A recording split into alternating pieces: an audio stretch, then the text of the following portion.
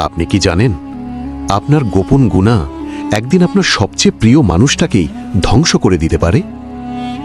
এক ব্যক্তি ছিল, দেখতে খুব সাধারণ, কিন্তু মানুষের কাছে ছিল অসাধারণ বিশ্বস্ত। গ্রামের মানুষ বলতো, ওর কাছে টাকা রাখলে চিন্তা নেই, ও মানুষটা খাঁটি।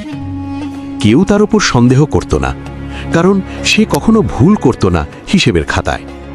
কিন্তু মানুষের চোখে যেটা ছিল সততা, বাস্তবে সেটাই ছিল তার সবচেয়ে বড় অভিনয়।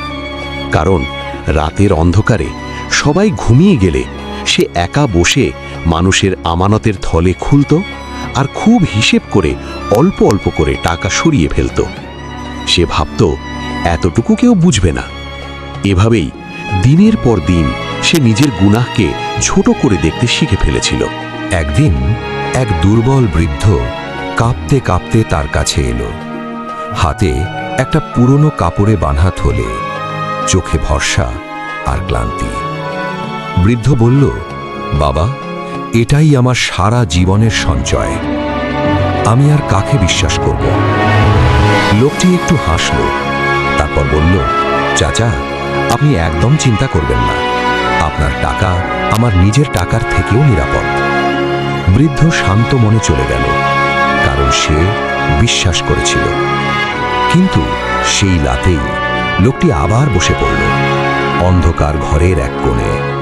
থলেটা খুলল আর কিছু টাকা আলাদা করে রাখল। ঠিক তখনই দরজার ফাঁক দিয়ে একজোড়া নিষ্পাপ চোখ সব দেখছিল। তার ছোট ছেলে। ছেলেটি ধীরে ধীরে কাছে এসে বলল, আব্বু, আপনি এটা কেন করছেন? লোকটি চমকে উঠল, তারপর রেগে গিয়ে বলল, চুপ, এটা বড়দের বিষয়, কাউকে বলবে না। সেই রাতে ছেলেটি কিছু না বললেও তার ছোট্ট মনে একটা ছবি গেঁথে গেল। চুরি করা খারাপ না। কয়েকদিন পর স্কুল থেকে খবর এলো, তার ছেলে এক সহপাঠীর টাকা চুরি করেছে। লোকটি দৌড়ে স্কুলে গেল, রাগে কাঁপছিল সে। কিন্তু যখন জিজ্ঞেস করা হলো, ছেলেটি মাথা নিচু করে শুধু একটা কথাই বলল, আমি যা করেছি আমার আব্বুর কাছ থেকেই শিখেছি। এই কথাটা যেন ছুরির মতো গেঁথে গেল লোকটার বুকে। সে থেমে গেল, চুপ হয়ে গেল।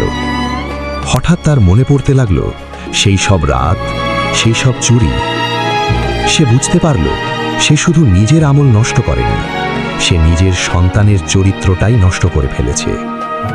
সেই মুহূর্তেই সে দৌড়ে গেল সেই বৃদ্ধের কাছে। কাঁদতে কাঁদতে সব টাকা ফিরিয়ে দিল। বলল, চাচা, আমাকে মাফ করে দিন, আমি বড় অন্যায় করেছি। তারপর আকাশের দিকে তাকিয়ে কাঁপা কণ্ঠে বলল, হে আল্লাহ, আমি ভুল করেছি, আমাকে ক্ষমা করুন। মনে রাখবেন, আপনার গোপন গুনাহ কখনোই গোপন থাকে না। এটা আপনার সন্তানের চোখে ধরা পড়ে, তাদের জীবনে ঢুকে যায়, আর একদিন আপনাকেই তার ফল ভোগ করতে হয়। কারণ আপনি শুধু নিজের জীবন না, একটা পুরো ভবিষ্যৎ তৈরি করছেন।